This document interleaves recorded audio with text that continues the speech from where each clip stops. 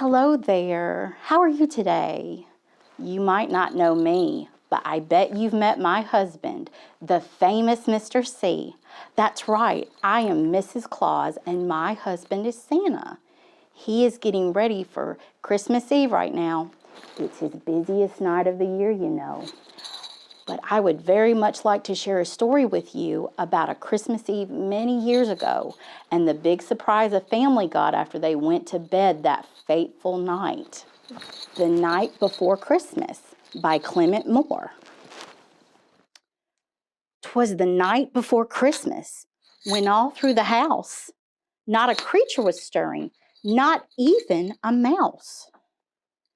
The stockings were hung by the chimney with care, in hopes that St. Nicholas soon would be there.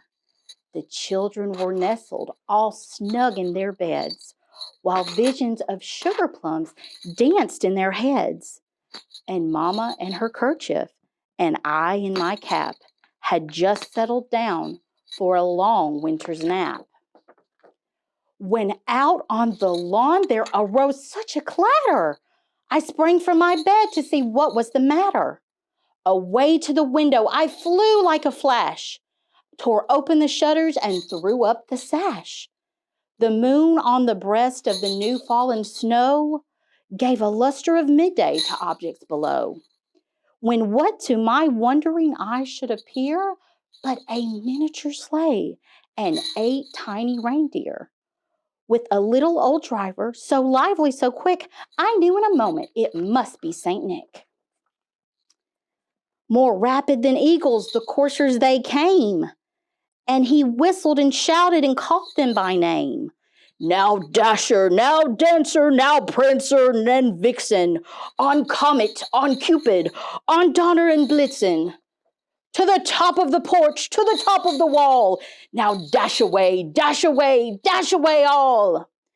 As dry leaves that before the wild hurricane fly, when they meet with an obstacle, mount to the sky. So up to the housetop the coursers they flew, with a sleigh full of toys, and St. Nicholas too. Then in a twinkling I heard on the roof the prancing and pawing of each little hoof. As I drew in my head and was turning around, down the chimney St. Nicholas came with a bound. He was dressed all in fur from his head to his foot, and his clothes were all tarnished with ashes and soot. A bundle of toys he had flung on his back, and he looked like a peddler just opening his pack. His eyes, how they twinkled, his dimples, how merry. His cheeks were like roses, his nose like a cherry. His droll little mouth was drawn up like a bow, and the beard on his chin was white as the snow. The stump of a pipe he held tight in his teeth, and the smoke it encircled his head like a wreath. He had a broad face and a round little belly that shook when he laughed like a bowl full of jelly. He was chubby and plump, a right jolly old elf, and I laughed when I saw him in spite of myself. A wink of his eye and a twist of his head soon gave me to know I had nothing to dread. He spoke not a word, but went straight to work and filled all the stockings, then turned with a jerk. And laying his finger aside of his nose and giving a nod, up the chimney he rose. He sprang to his sleigh, to his team gave a whistle, and away they all flew like the down of a thistle. But I heard him exclaim as he drove out of sight, Merry Christmas to all, and to all a good night. What a lovely ending.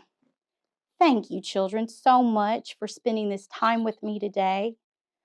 I hope that you and your loved ones are safe and happy and well this Christmas Eve and this season of holidays and the whole year through. Be on the lookout for Santa on Christmas Eve. And just like the story, you just might catch a glimpse of him. Remember that Santa and me love you very much. Merry Christmas and Happy New Year.